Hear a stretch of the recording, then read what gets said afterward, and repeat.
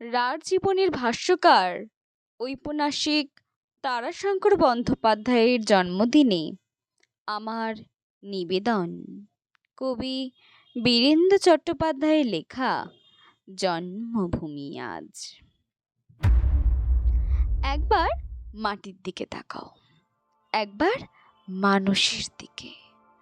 এখনো রাত শেষ হয়নি, অন্ধকার এখনো তোমার বুকের ওপর কঠিন পাথরের মতো। তুমি নিঃশ্বাস নিতে পারছো না।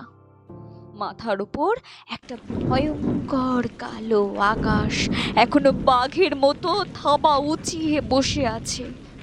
তুমি যেভাবে পারো এই পাথরটাকে সরিয়ে দাও, আর আকাশের ভয়ঙ্করকে শান্ত গলায় এই কথাটা জানিয়ে দাও, তুমি ভয় পাওনি।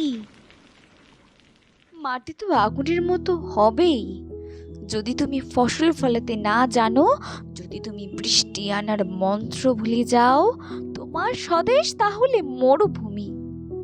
যে মানুষ গান গাইতে জানে না যখন প্রলয় আসে, সে বোবাও অন্ধ হয়ে যায়। তুমি মাটির দিকে তাকাও, সে প্রতীক্ষা করছে তুমি মানুষের হাত ধরো, সে কিছু বলতে চায়। নমস্কার।